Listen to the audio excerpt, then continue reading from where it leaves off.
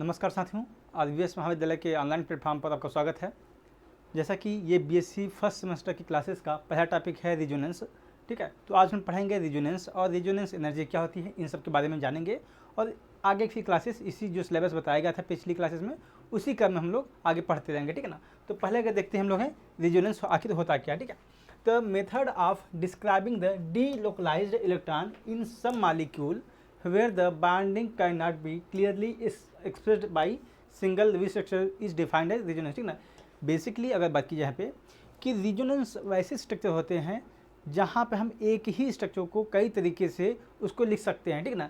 जैसे मान लीजिए अगर बात की जाए कि बेंजीन जैसे है, ठीक है, ये आपका बेंजीन की संरचना होती है। ठीक है ना। ये कुछ इस प्रकार से देखा होगा, कभी कभी ये भी देखा होगा कि जो बांड है, ये जो डबल बांड जहाँ दिखाई गए हैं वो आपको कुछ इस प्रकार से भी दिखते हैं। ठीक है ना। बेसिकली अगर देखी जाएगी तो यहाँ पे डबल बांड है। ठीक है ना। पहले देखेंगे, इसे देखिए यहाँ पे, ठीक है, ये जो बांड है डबल बांड यहाँ पे है। ठीक है ना। तो इसको यहाँ कर देते हैं, यहाँ कर देते हैं, हम यहाँ कर देते हैं। ठीक है ना। तो जो डबल बांड है दोनों की संरचना की बात करेंगे, ये भी संरचना बेंजीन है, ये भी बेंजीन है। ठीक है ना। और एक और संरचना की होती है जो आपने देखा होगा अक्सर कुछ इस प्रकार से, इसको भी बेंजीन बोलते हैं। ठीक है ना। तो तीनों स्ट्रक्चर एक ही हैं, लेकिन ये बेंजीन का रिप्रेजेंटेशन करने का तरीका है और तीनों सही हैं। ठीक है।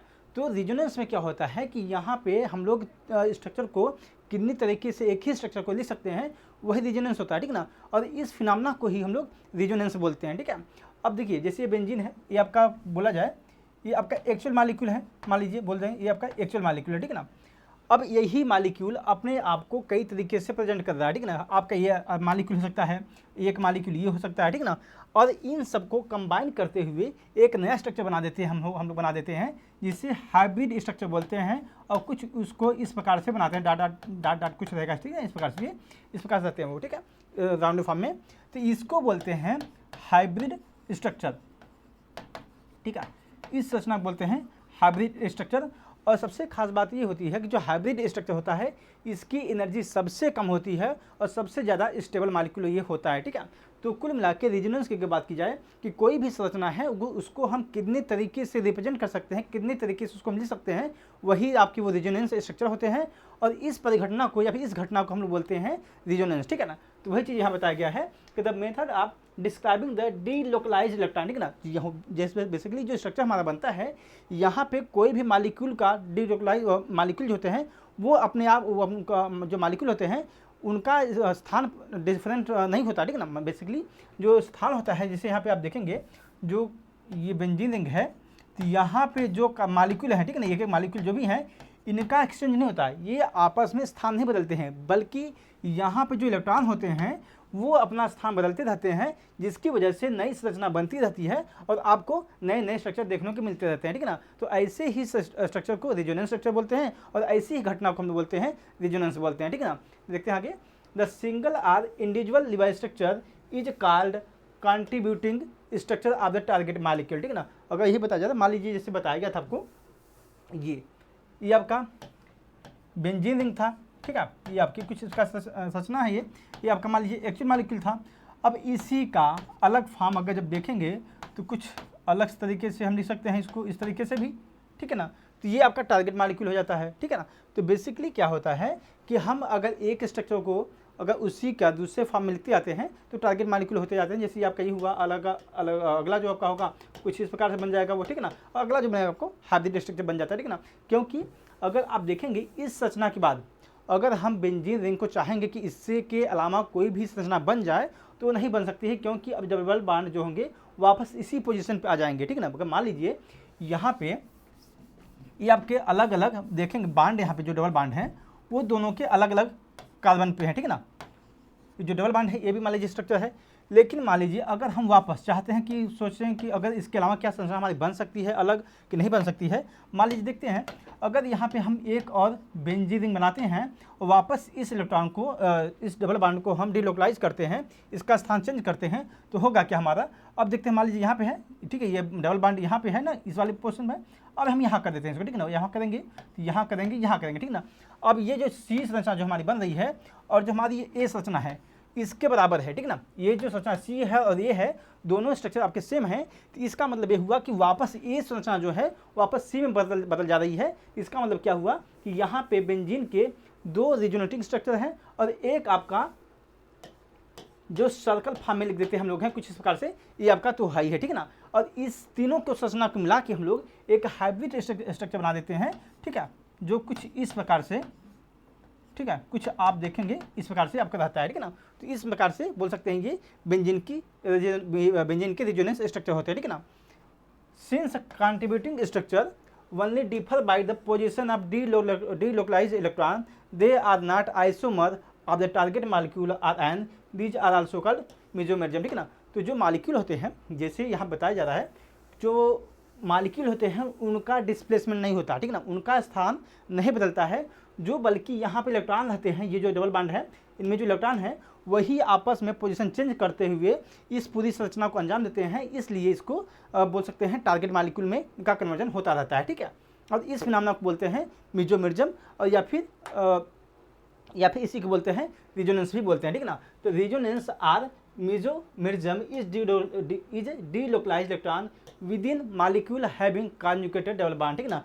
तो देखिए जो रिजोनेंस मॉलिक्यूल होते हैं उनमें होने के लिए कॉन्जुगेशन को होना बहुत जरूरी होता है। कॉन्जुगेशन की कहने का मतलब क्या हुआ कि डबल बॉन्ड के बाद मतलब सिंगल बॉन्ड के डबल बॉन्ड जो होते हैं वो अल्टरनेट पे आते रहते हैं, ठीक है ना। जैसे मान लीजिए ये आपका कार्बन मॉलिक्यूल है, इसके बाद यहाँ डबल बॉन्ड हुआ, ये कार्बन हुआ, single bond, carbon double bond, carbon single bond, carbon double bond, ठीक है ना। इस प्रकार से देख रहे हैं यहाँ पे आप अगर देखेंगे इस चीज़ को, यहाँ पे डबल बॉन्ड है, एक छोड़ा गया, ठीक है ना, यहाँ पे नहीं है, यहाँ पे है, ये यहाँ पे नहीं है, यहाँ पे है, ठीक है ना।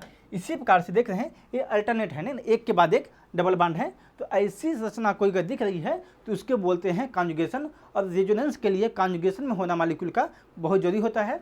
और कॉन्जुगेशन के लिए हो सकता है आपको निगेटिव चार्ज हो, पॉजिटिव चार्ज हो, इलेक्ट्रॉन हो या फिर फ्री रेडिकल हो, ठीक है ना। इन तीनों चीज़ें भी पॉसिबल होती हैं रहने के लिए, और ये आपको कॉन्जुगेशन में रहेंगे तभी आप बोल सकते हैं जो आपका जो मॉलिक्यूल है वो रेजोनेटिंग स्ट्रक्चर में है, ठीक है ना, रेजोनेंस उसका बन पाएगा, ठीक है।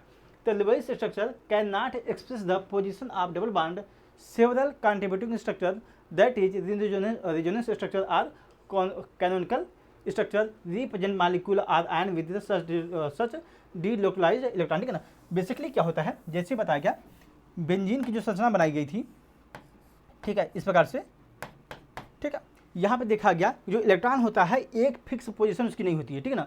जब रेजोनेंस बनाते हैं हम लोग हैं तो बेसिकली जब ये हमारा डबल बॉन्ड देख रहे हैं, पहली बार यहाँ पे था, सेकंड स्ट्रक्चर में आपका यहाँ पे हो जाता है, जो सेकंड स्ट्रक्चर बनेगा मान लीजिए, ठीक है। तो डबल बॉन्ड आपके यहाँ पे हो जाएगा, यहाँ हो जाता है और फिर आपका यहाँ हो जाता है, ठीक है ना। तो बेसिकली हम देखते हैं ये कि यहाँ पे इलेक्ट्रॉन का डीलोकलाइजेशन हो रहा है, ठीक है ना। डीलोकलाइजेशन क्या होता है, मतलब कि इलेक्ट्रॉन एक जगह फिक्स नहीं है, वो पूरी रिंग में घूमता रहता है। तो ऐसी संरचना को हम बोलते हैं डीलोकलाइज्ड इलेक्ट्रॉन, या फिर इस इलेक्ट्रॉन को डीलोकलाइज्ड इलेक्ट्रॉन बोलते हैं। और जो स्ट्रक्चर जो हमारा बनता है उसको बोलते हैं कैनोनिकल स्ट्रक्चर, ठीक है ना। बेंजीन रिंग का कैनोनिकल स्ट्रक्चर बोलते हैं, ठीक है। अब देखते हैं इसकी प्रॉपर्टी क्या होती हैं, इसके विशेषताएं क्या होती हैं, उनको देखते हैं, ठीक है ना। The contributing structure does not have any real existence and दस आर इमेजिनरी इन नेचर, ठीक है ना। बेसिकली हम लोगों ने देखा जो भी संरचनाएं देखी हैं कुछ जैसे बेंजीन वाली, ठीक है, कुछ हम लोगों ने देखा ये आपकी संरचना थी बेसिक, ठीक है। अब यही संरचना आप देख रहे हैं हम लोग कुछ इस प्रकार से बनी, ठीक है। तो ये हम जो संरचनाएं देख रहे हैं ऐसा रियल में पाया नहीं जाता, ठीक है ना। ये केवल हम इमेजिनरी है, ये हम केवल आपको समझाने के लिए बता रहे हैं, ठीक है ना।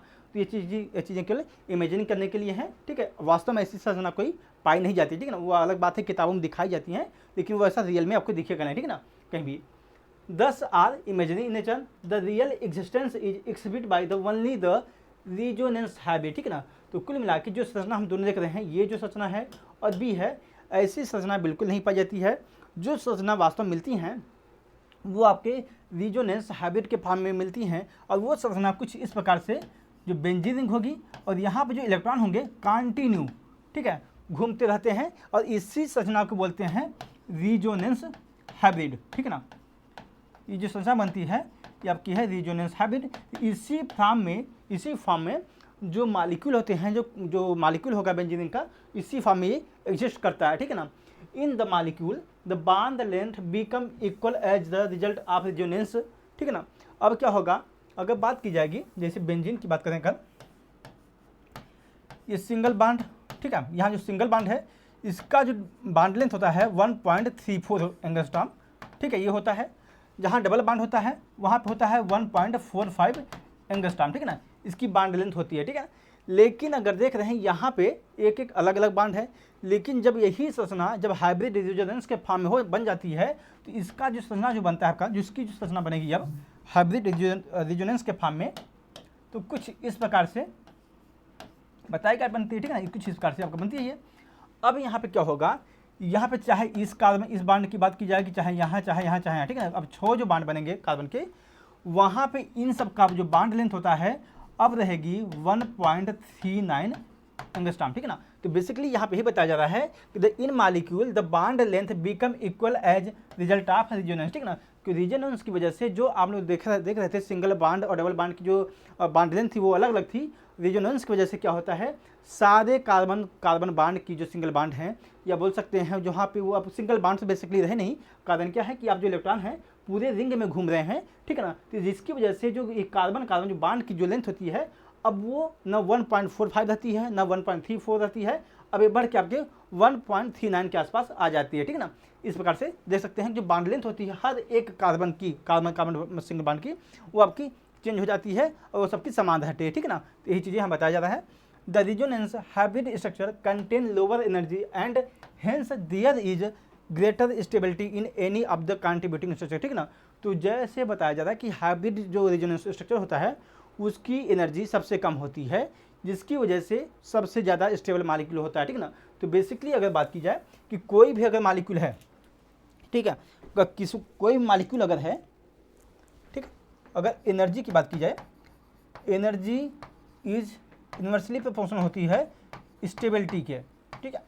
तो कहने क्या मतलब यहाँ पे है कि कोई भी मॉलिक्यूल है जिसकी एनर्जी सबसे ज़्यादा रहेगी, जितनी ज़्यादा एनर्जी रहेगी उस मॉलिक्यूल की स्टेबिलिटी उतनी ही कम रहती है, ठीक है ना।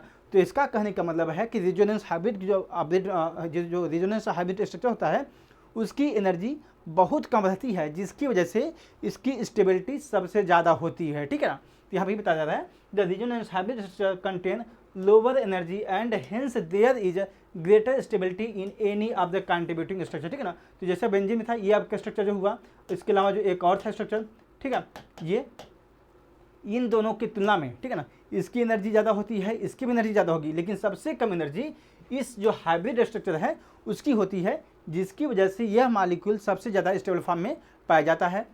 When the resonance energy is greater than the stability of the molecule will be greater, ठीक ना। तो जो रेजोनेंस एनर्जी जो होती है वो किसी मॉलिक्यूल की अगर बहुत ज़्यादा होगी तो आपका मॉलिक्यूल जो होता है वो बहुत स्टेबल होता है, ठीक ना। तभी हम लोग रेजोनेंस एनर्जी देखेंगे कि क्या होता है। जैसे कि बताया गया कि कोई भी मॉलिक्यूल है अगर हाइब्रिड जो स्ट्रक्चर होगा वो आपका हाइब्रिड जो स्ट्रक्चर होते हैं उसकी एनर्जी कम रहती है, ठीक है, तो मॉलिक्यूल स्टेबल रहता है।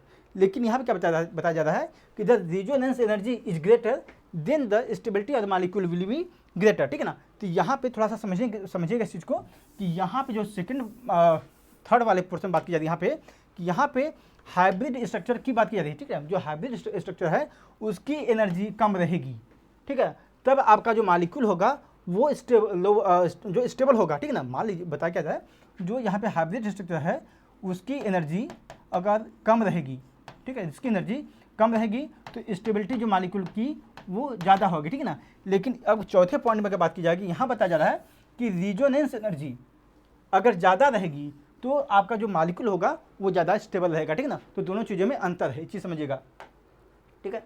As the number of conical form become greater having nearly the same energy then the stability of the molecule also become greater, ठीक है ना। तो बेसिकली बताया जा रहा है कि जो आपको कॉनिकल फॉर्म बनता है, बेसिकली कॉनिकल फॉर्म क्या है कि जो हाइब्रिड स्ट्रक्चर होता है ना वो, ठीक है ना, ये जहाँ आप देखेंगे जो इलेक्ट्रॉन होते हैं पूरे रिंग में वो घूमते रहते हैं, तो उस एनर्जी की उस मॉलिक्यूल की बात की जाएगी वो सबसे ज़्यादा स्टेबल फॉर्म रहता है, क्योंकि उसका एनर्जी सबसे कम रहती है और इसी के लिए वो सबसे ज़्यादा स्टेबल फॉर्म में पाया जाता है, ठीक है ना। अब देखते हैं rule for writing resonance structure, ठीक है ना। तो पहला क्या नियम होता है कि कोई भी मॉलिक्यूल अगर मॉलिक्यूल का अगर रेजोनेंस हम बना रहे हैं लिख रहे हैं तो उसके कुछ नियम होते हैं, उनको देखते हैं, ठीक है ना। तो the same position of the atom should be possessed by the contributing structure, they should not differ only the position of electron, ठीक है ना। अब यहाँ बात की जाती है कि जैसे कोई मालिक्यूल था, ये बेंजीन रिंग था, ठीक है ना, आप लोगों ने देखा है बेंजीन रिंग है, तो यहाँ पे जानते हैं कार्बन है, CH2 है, यहाँ पे भी CH2 है, यहाँ पे भी CH2 है, ठीक है ना, यहाँ पे भी CH2 है, यहाँ पे भी CH2 है, यहाँ पे भी CH2, ठीक है ना। अब यहाँ पे कुछ इस प्रकार से आपका बेंजीन रिंग है ये। अब यहाँ बताया जा रहा है कि जो यहाँ पे जो CH2 है, ठीक है ना, ये आपकी जैसे मान लीजिए इसकी जो पोजीशन आपकी है 1 2 3 4 5 और 6, ठीक है ना, 6 कार्बन है। यहाँ पे बताया जा रहा है कि यहाँ पे जो कार्बन मालिक्यूल हैं इनका एक्सचेंज नहीं होता, ये आपस में पोजीशन को चेंज नहीं करते हैं, बल्कि जो यहाँ पे इलेक्ट्रॉन देख रहे हैं यहाँ पे ये डबल बॉन्ड जो है, इनकी वजह से इनका हम बोल सकते हैं कि डीलोकलाइजेशन होता है, ये रोटेट करते रहते हैं पूरे रिंग में, इसलिए यहाँ पे रेजोनेंस बनता है, ठीक है ना। तो ऐसा नहीं है कि जब हम किसी को कोई मालिक्यूल को हम रेजोनेंस का बना रहे हैं तो इन मालिक्यूल को हम चेंज करेंगे, ठीक है ना। बिना मालिक्यूल को चेंज किए, बिना मालिक्यूल के पोजीशन को चेंज किए हम लोग यहाँ पर जो इलेक्ट्रॉन का रोटेशन करेंगे, डीलोकलाइज करेंगे हम, उसके बाद अगर कोई भी संरचना हमें बन रही है तो आपका रेजोनेंस बनेगा, ठीक है। दूसरा पॉइंट क्या है, the contributing structure should have same energy, ठीक है ना। मान लीजिए ये आपकी संरचना बनी, अब इसके अलावा अगर जब दूसरा हमारा जो मालिक्यूल बनेगा उसकी एनर्जी और इसकी एनर्जी दोनों एनर्जी सेम होनी चाहिए, ठीक है। The contributing structure should have the same unpaired electron, ठीक है ना। अब एनर्जी सेम रहेगी, अब इसमें जो अनपेयर इलेक्ट्रॉन होंगे, ठीक है, जो मान लीजिए कोई भी संरचना रहती है वहाँ पर जो अनपेयर इलेक्ट्रॉन होंगे वहाँ पे, जैसे यहाँ मान लीजिए पहला स्ट्रक्चर है, यहाँ मान लेते हैं हम, मान लीजिए, ठीक है, 2 अनपेयर इलेक्ट्रॉन थे, ठीक है ना। अब यहाँ पर जो अगला बन रहा है हमारा स्ट्रक्चर, उसके पास भी same energy same unpaired electron होने चाहिए, ठीक है। The contributing structure should have the same unpaired electron, ठीक है। The contributing structure should have positive charge on the electropositive atom and the negative charge on the electronegative atom, ठीक है ना। अब जैसे देखे होंगे आप लोगों ने, जहाँ ऑक्सीजन रहता है, ठीक है ना, ऑक्सीजन रहता है, उसके ऊपर देखा होगा अक्सर आप लोगों ने नेगेटिव चार्ज होता है, ठीक है ना। तो यहाँ पे बताया जा रहा है कि कोई भी संरचना है जो आपका इलेक्ट्रोनेगेटिव एटम है तो उसके आप ऊपर नेगेटिव चार्ज ही रहेगा, अगर आपका कोई पॉजिटिव इलेक्ट्रोपॉजिटिव एटम है तो आपका उसके ऊपर आपका पॉजिटिव चार्ज ही रहेगा, ठीक है ना। जैसे आपका ऑक्सीजन हुआ, इसके ऊपर नेगेटिव चार्ज रहेगा, जो कार्बन ऊपर है उसके आप ऊपर पॉजिटिव चार्ज रखेंगे, ठीक है ना। ऐसा नहीं होगा कि आप ऑक्सीजन के पास पॉजिटिव कर दीजिए और कार्बन के पास आप लोग नेगेटिव कर दीजिए, ठीक है ना, ऐसा बिल्कुल नहीं होगा, ठीक है। In contributing structure such as charge should not be present on adjacent atom while unlike charge should not be widely separated, ठीक है ना। अब यहाँ पे बताया जा रहा है कि ऐसा नहीं होगा, कोई मालिक्यूल है मान लीजिए, ठीक है ना, कोई मालिक्यूल है, वहाँ पे जस्ट उसी के बगल में ही कोई भी चार्ज हम लगा सकते हैं, ठीक है ना। ये चीज़ आपको ध्यान में रखनी होगी, ठीक है। तो resonance structure of the sub molecule, जैसे आप देख लीजिए बेंजीन का जो था, बेंजीन को हम लोग पहले देख लेते हैं, ठीक है। ये आपका बेंजीन मालिक्यूल हुआ, ठीक है। अब इसका हम रेजोनेंस अगर बनाएंगे तो बेसिकली कुछ इस प्रकार से बनेगा, ठीक है। ये आपका पहला स्ट्रक्चर हुआ, ये पहला मालिक्यूल का स्ट्रक्चर हुआ। दूसरा आपका ये हुआ, आप लोगों ने देखा होगा एक स्ट्रक्चर और बनता है इसका, जो रिंग फॉर्म में बन जाता है, ठीक है ना, इसका। तो ये भी स्ट्रक्चर आपका है, और इन तीनों को मिला के एक हाइब्रिड जो रेजोनेंस स्ट्रक्चर बनेगा कुछ इस प्रकार से ये बनेगा आपका, ठीक है। ये आपका हाइब्रिड स्ट्रक्चर बनता है बेंजीन का, ठीक है ना। तो यही आपके बेंजीन का रेजोनेंस हुआ। अब देखते हैं resonating structure of carbon dioxide, ठीक है। ये आपका कार्बन डाइऑक्साइड का स्ट्रक्चर है रेजोनेंस का, रेजोनेटिंग स्ट्रक्चर। अब यहाँ पे देखेंगे जो CO2 जो संरचना बनती है, कार्बन के पास 4 बॉन्ड बनाने की कैपेसिटी होती है, तो 2 ऑक्सीजन के साथ बना लेगा, ठीक है, एक ऑक्सीजन के साथ, 2 एक आपका जो अगला ऑक्सीजन है उसके साथ बना लेगा, ठीक है ना। अब देखेंगे आपका स्ट्रक्चर हुआ। अब क्या होता है, ऑक्सीजन के पास 2 लेवन पे इलेक्ट्रॉन होते हैं, वो आपके, ठीक है, 4 होते हैं, 2 इसके पास, 2 इसके पास, ठीक है ना। अब यहाँ पे क्या होगा, यहाँ पे जो इलेक्ट्रॉन है ये डोनेट कर देता है इस कार्बन को, ठीक है ना। इस कार्बन को जब डोनेट करता है तो जब डोनेट करेगा तो यहाँ पे आपका ट्रिपल बॉन्ड बन जाएगा, और यहाँ पे आपका इसके पॉजिटिव चार्ज आ जाएगा। अब होगा क्या, जब यहाँ पर ट्रिपल बॉन्ड आ गया तो अब देख रहे हैं 3 बॉन्ड यहाँ हो गए, 2, और यहाँ पे देखिए 3 बॉन्ड यहाँ बन जाएंगे, 2 यहाँ बन जाएंगे, ठीक, 5 हो जाएंगे। जिसकी वजह से क्या होगा कि आप लोग जानते हैं कार्बन की जो बॉन्ड कैपेसिटी होती है बनाने की वो 4 ही होती है, ठीक ना। तो होगा क्या, अब ये जो कार्बन ऑक्सीजन के बॉन्ड की, कार्बन ऑक्सीजन के जो बीच का जो बॉन्ड है, एक आपका ब्रेक कर जाएगा। अब यहाँ पे आपका नेगेटिव चार्ज आ जाएगा और यहाँ पे आपका पॉजिटिव चार्ज आ जाएगा, ठीक है ना। तो इस प्रकार से आपका ये संरचना बनती है, एक पहली संरचना बनती है रेजोनेंस के फॉर्म में। अब दूसरे में क्या होगा, यही चीज़ें ये चीज़ें जो हम लोगों ने यहाँ से इलेक्ट्रॉन ट्रांसफर किया, हो सकता है ये इलेक्ट्रॉन यहाँ ट्रांसफर कर देंगे हम लोग, ठीक है। तो यहाँ पे टेबल बॉन्ड आ जाएगा, यहाँ पे आपका पॉजिटिव आ जाएगा, यहाँ पे नेगेटिव आ जाएगा, ठीक है ना। तो इस प्रकार से बोल सकते हैं एक दूसरी संरचना इसकी यहाँ बनेगी, ठीक है ना। और इसी को हम रेजोनेंस फॉर्म में ले सकते हैं, इस प्रकार से ले सकते हैं, ठीक है ना। ये आपका यहाँ पे ऑक्सीजन है, ठीक है, ये आपका ऑक्सीजन, ठीक है ना। यहाँ पे बेसिकली ये आपका ऑक्सीजन था, ये सिंगल बॉन्ड है, यहाँ कार्बन है, यह ट्रिपल बॉन्ड है, ऑक्सीजन है, यहाँ पे 2 इलेक्ट्रॉन है, आपका पॉजिटिव चार्ज, ठीक है ना। इस प्रकार आपका कार्बन डाइऑक्साइड का रेजोनेंस स्ट्रक्चर बनता है, ठीक है ना। उसी प्रकार से ये आपका कार्बोनेट आयन है, ठीक है ना। ये आपका जो कार्बोनेट आयन है, अब जानते हैं H2CO3, ठीक है ना। ये आपका कार्बोनिक एसिड होता है। यहाँ पे जो 2 हाइड्रोजन है उसको हम हटा देंगे अगर, तो बनेगा क्या हमारा CO3 2 माइनस बनता है, ठीक है ना। तो यही संरचना इसकी है, ठीक है ना। ये संरचना जो आपकी दिख रही है यही है। अब यहाँ पे जो है CO3 का संरचना बना दिया गया स्ट्रक्चर एक बार से, और 2 माइनस आपका एक आपका ब्रैकेट में कर दिया गया, ठीक है ना। अब यहाँ पे क्या करेंगे हम लोग, कोई भी ये इलेक्ट्रॉन है इसको उठा के हम यहाँ कर देते हैं, तो यहाँ पर आप लोग देखोगे पॉजिटिव आ जाएगा, यहाँ पे नेगेटिव आ जाएगा, ठीक है ना। तो बेसिकली अब जब 2 नेगेटिव चार्ज यहाँ कर दिया गया है तो आपको फिर अब रिंग के अंदर लगाने की जरूरत नहीं है, ठीक है ना। अब बेसिकली अगर देखेंगे यहाँ पे हम इस संरचना को कितने तरीके से लिख सकते हैं, ठीक है। जब कोई भी संरचना बना रहे हैं तो हमें सबसे बड़ी बात यही ध्यान में रखनी होगी कि हम जब बना रहे हैं तो वहाँ पे अनपेयर इलेक्ट्रॉन जितने थे इस मॉलिक्यूल में उतने ही सेम मॉलिक्यूल में होने चाहिए, ठीक है ना। तो यहाँ पे इस बॉन्ड को हम रोटेट करके यहाँ कर देंगे, ठीक है ना, यहाँ कर देंगे या फिर यहाँ कर देंगे, ठीक है। दोनों चीज़ें वहीं पे हैं। अगर मान लीजिए पहला बॉन्ड यहाँ रोटेट किया गया, यहाँ पे आएगा, ठीक है ना, तो क्या होगा, यहाँ पे सिंगल बॉन्ड हो जाएगा, यहाँ का डबल बॉन्ड आ जाएगा, और जो 2 नेगेटिव चार्ज आपका ऊपर हैं वो आपके सेम रहेंगे, ठीक है ना। तो यहाँ आप देख सकते हैं ये आपका यहाँ पे डबल बॉन्ड आ गया, अब यहाँ पे सिंगल बॉन्ड हो गया है, यहाँ पे भी आपका सिंगल बॉन्ड हो गया है। अब 2 इलेक्ट्रॉन आपने जब इसको यहाँ पे दे दिया तो यहाँ पे हमने एक डबल बॉन्ड बन जाएगा और एक इलेक्ट्रॉन यहाँ पे आपका आ जाएगा, ठीक है ना। ये चीज़ आप देख सकते हैं। यहाँ पे वापस क्या होगा, यही हम बॉन्ड वापस इधर आ जाएगा, और आप देखेंगे आपका तीसरा ये आपका रेजोनेटिंग स्ट्रक्चर आपका कार्बोनेट आयन का बन जाएगा, ठीक है ना। इसी प्रकार से आपका नाइट्रेट आयन का होगा, ठीक है। आप देख लीजिए NO3 जो आपका स्ट्रक्चर होता है ये HNO3 होता है, ठीक है। अब यहाँ पे एक हाइड्रोजन आपका बाहर निकल जाता है तो बनेगा NO3 माइनस, ठीक है ना। तो ये आपका नाइट्रोजन हुआ, नाइट्रोजन के पास double bond, nitrogen oxygen double bond बन जाएगा। संरचना कुछ जो बनेगी HNO3 की कुछ आपकी इस प्रकार से बनती है, और एक नेगेटिव चार्ज जो आपका ब्रैकेट के ऊपर आपका लगा रहेगा, ठीक है ना। अब यहाँ पे डबल बॉन्ड है, अब इस डबल बॉन्ड को इस तरफ भी दे सकता है, इस तरफ भी दे सकता है, ठीक है ना। अपने आप को सिंगल बॉन्ड कर लेगा, ठीक है ना। अगर मान लीजिए ये आपका इस साइड देता है तो क्या होगा, अब यहाँ पे डबल बॉन्ड आ जाएगा, ये आपका सिंगल बॉन्ड आ जाएगा, ठीक है ना। ये आपका यहाँ पे 6 इलेक्ट्रॉन हो जाएंगे, यहाँ पे आपके 4 इलेक्ट्रॉन हो जाएंगे, ठीक है ना। तो दे सकते हैं यहाँ पे ये आपका डबल बॉन्ड हो जाएगा, ये 6 इलेक्ट्रॉन यहाँ पे हो जाएगा, यहाँ पे भी 6 इलेक्ट्रॉन हो जाएगा।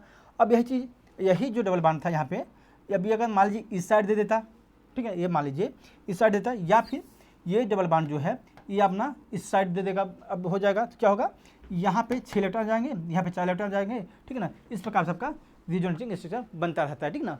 तो आज की क्लास यही तक रखेंगे, ठीक है।